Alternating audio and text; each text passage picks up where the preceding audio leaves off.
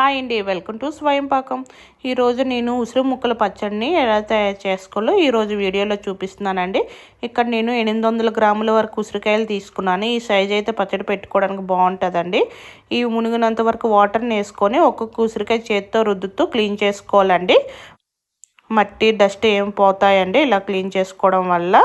ఇలా క్లీన్ చేసుకున్న ఉసిరికాయలు అనేవి కాటన్ క్లాత్తో కానీ ఏదైనా టవల్తో కానీ ఒక్కొక్క ఉసిరికాయని తడి లేకుండా బాగా తుడుచుకొని తీసుకోవాలండి. ఒక ప్లేట్లో వేసుకోవాలి ఈ ఉసిరికాయలన్నిటిని. ఇలా క్లీన్ చేసిన ఉసిరికాయలన్నీ ఆవిరి పైన ఉడికించుకోవాలండి. స్టవ్ మీద ఒక గిన్నె పెట్టుకొని అందులో 2 గ్లాసుల వరకు వాటర్ని వేసుకొని ఇలా స్టాండ్ అవుట్ పెట్టుకున్నానండి. ఇప్పుడు మన ఉసిరికాయల ప్లేట్ని ఇందు మీద ఈ ఆవిరి మీద పెట్టుకొని ఒక 20 నుంచి 25 నిమిషాలు ఉడికించుకోవాలండి మూత పెట్టుకొని. నాకైతే ఒక 25 నిమిషాలు పట్టిందండి ఉసిరికాయలు ఇలా ఉడకడానికి. ఉడికిపోతే ఇలా ఉసిరికాయ రేకులన్నీ ఇలా విచ్చుకుంటాయండి. ఇప్పుడు ఇవి పక్కకు తీసి కాస్త చల్లారాలండి. చల్లారినాక ఈ ఉసిరి రేకులు అనేవి గింజ సపరేట్ చేస్తూ ఇలా తీసుకోవాలండి. తీసుకోవాలి ఉసిరికాయ నుంచి. ఈ విధంగానే అన్ని ఉసిరి రేకులను సపరేట్ చేసుకొని తీసుకోవాలండి. ఇలా సపరేట్ చేసుకుని ఉసిరి రేకులు ఫ్యాన్ కిందన ఒక గంట 2 గంటలు పెట్టుకుంటే చెమ్మ లేకుండా పూర్తిగా డ్రై అయిపోతాయండి. ఫ్యాన్ మీకు ఎండ ఉంటే ఒకసారి ఎండలో పెట్టుకుంటే ఇంకా మంచిదండి. ఎండ కిందన ఎండిన ఉసిరి ముక్కలు అనేది పచ్చడి అనేది ఎక్కువ కాలం ఉంటుందండి, నిల్వ ఉంటుంది. ఇలా ఫ్యాన్ కిందన నేనైతే ఒక 2 గంటలైతే పెట్టుకున్నానండి. 2 గంటలకి పూర్తిగా డ్రై అయిపోయాయి. ఇప్పుడు స్టవ్ మీద ఒక ప్యాన్ పెట్టుకొని ఆవు పిండి రెడీ చేసుకోవాలండి. అందులో 1.5 టేబుల్ స్పూన్ వరకు ఆవాలను వేసుకోవాలి. అలాగే 3/4 టీ స్పూన్ వరకు మెంతులను వేసుకొని సిమ్లోన కలర్ చేంజ్ అయినంత వరకు ఫ్రై చేసుకోవాలండి.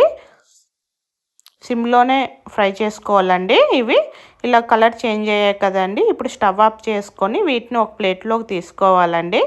పూర్తిగా చల్లారినాక మాత్రమే మిక్సీ పట్టించుకోవాలి ఆవపిండి అనేది.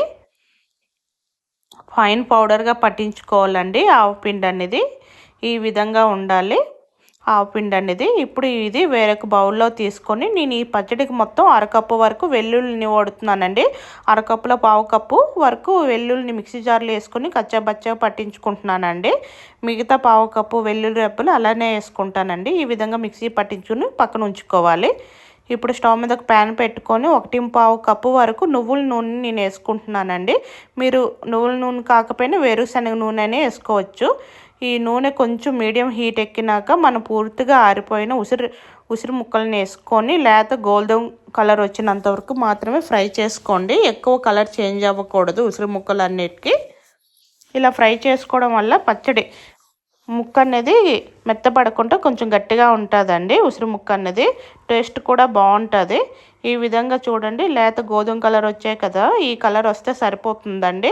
వీటిని ఇప్పుడు ఆయిల్ నుంచి సపరేట్ చేసుకోవాలి. ఉసిరి ముక్కలన్నిటిని సపరేట్ చేసుకొని మనం ఎక్కడైతే పచ్చడి కలుపుకోవాలనుకుంటున్నామో ఆ గిన్నెలో ఈ ఉసిరి ముక్కలన్నీ తీసుకోవాలండి. ఈ విధంగానే మిగతా ఉసిరి ముక్కలన్నీ ఫ్రై చేసుకోవాలి.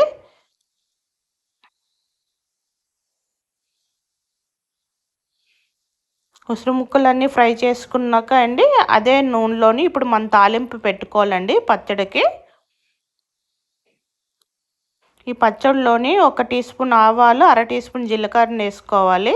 అలాగే నేను ఎండుమిర్చి అండి ఒక 10 వరకు ఇలా తుంచి వేసుకుంటున్నాను. ఇప్పుడు స్టవ్ ఆఫ్ చేసుకోవాలండి. స్టవ్ ఆఫ్ చేసుకొని 3 కరివేపాకు రెమ్మలు, ఒక 1/2 టీ స్పూన్ వరకు పసుపుని వేసుకోవాలండి.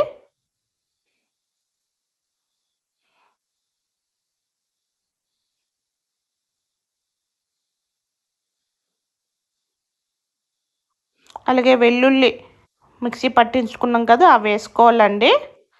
అలాగే వెల్లుల్లి రెబ్బలు కూడా నేను ఇప్పుడే వేసుకుంటున్నాను. ఈ వేడికి అనేది ఇవన్నీ ఎగిపోతాయండి.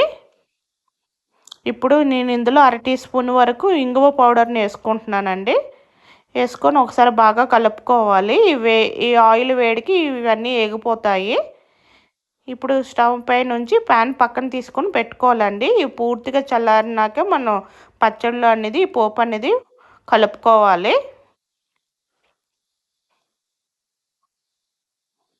ఇప్పుడు పచ్చడి ముక్కలకండి ఇందులో నేను ఒక 60 ఆవు పిండి ఉంది కదండి మనం రెడీ చేసుకునేది, అవి వేసుకోవాలి ముందుగా. తర్వాత ఉప్పు అండి 60 గ్రాముల వరకు తీసుకున్నాను. సరిపోతే మనం 3 రోజుల తర్వాత ఊరేస్తాం కదా, అప్పుడు చూసి కలుపుకోవచ్చు. ప్రస్తుతానికి నేను 60 గ్రాముల ఉప్పు, 60 గ్రాముల కారం వేసుకుంటున్నానండి.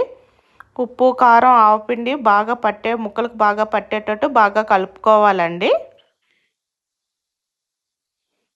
ఈ విధంగా కలుపుకున్నాక మనం పోపు పెట్టాం కదండి, పూర్తిగా చల్లారిపోయినాకే ఈ పచ్చడిలో యాడ్ చేసుకోవాలండి. వేడిగా ఉండకూడదు. ఈ పోపు వేసుకొని ఒకసారి బాగా కలుపుకోవాలండి. ఇప్పుడు ఆయిల్ పోయినట్టుగా కనిపించినా మనం పచ్చడి ఊరేసరికి ఆయిల్ తేలుతుందండి. నాకైతే ఒకటిన్నర కప్పు వరకు ఆయిల్ పట్టిందండి ఈ పచ్చడికి. ఒకసారి బాగా కలుపుకోవాలండి. ఈ విధంగా కలుపుకున్నాక నేను ఇందులోనే ఒక 6 నిమ్మకాయలండి, పెద్ద సైజు నిమ్మకాయల నుంచి తీసిన నిమ్మ జ్యూస్ని వేసుకుంటున్నాను. నిమ్మ జ్యూస్ని వేసుకొని ఒకసారి బాగా కలుపుకుంటున్నానండి. పచ్చడి అంతా కలిసేటట్టు ఒకసారి బాగా కలుపుకోవాలి. ఇలా కలుపుకొని మూత పెట్టుకోనండి, గాలి నీరు తగిలిన ప్లేస్లోని 3 రోజుల వరకు నేను స్టోర్ చేసుకుంటున్నానండి. 3 రోజుల తర్వాత ఊరుతుందండి పచ్చడి అనేది. నేను 3 రోజుల తర్వాత చూపిస్తున్నాను. పచ్చడి ఈ విధంగా చూడండి, ఆయిల్ తేలింది. నాకు 1.5 కప్పు వరకు ఆయిల్ సరిపోయిందండి.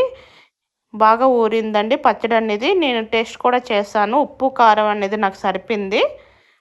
ఇప్పుడు ఇలా ఊరిన పచ్చడిని ఒక గాజు సీసాలో అండి, డ్రైగా ఉన్న గాజు సీసాలో పెట్టుకొని స్టోర్ చేసుకోవాలండి. ఇది బయట ఉంటే 3 నెలల వరకు నిల్వ ఉంటుందండి పాడవకుండా. మనం యూజ్ చేసుకునేటప్పుడు డ్రైగా ఉన్న స్పూన్లు పెట్టి యూజ్ చేసుకుంటే పాడవకుండా ఉంటుందండి. అదే ఫ్రిడ్జ్లో అయితే ఒక 6-7 నెలల వరకు అయితే నిల్వ ఉంటుందండి ఉసిరికాయ పచ్చడి అనేది. ఈ ఉసిరికాయ పచ్చడి గాజు సీసాలు వేసుకునేటప్పుడు కొంచెం అడుగున కొంచెం ఆయిల్తో వేసుకోండి, పైన కొంచెం ఆయిల్ తేలుతున్నట్టుగా వేసుకుంటే బాగా నిల్వ ఉంటుంది పాడవకుండా. ఇలా తయారు చేసుకున్న పచ్చడి వేడివేడిన అన్నంలో తింటే బాగుంటుందండి, టిఫిన్స్కి అయినా బాగుంటుంది. మీకు నచ్చితే ఈ విధంగా ట్రై చేయండి. ట్రై చేసి ఎలా వచ్చిందో నా కామెంట్ సెక్షన్లో చెప్పండి. మీకు కనుక రెసిపీ నచ్చితే నా ఛానల్ని సబ్స్క్రైబ్ చేసుకోండి. Thank you for watching.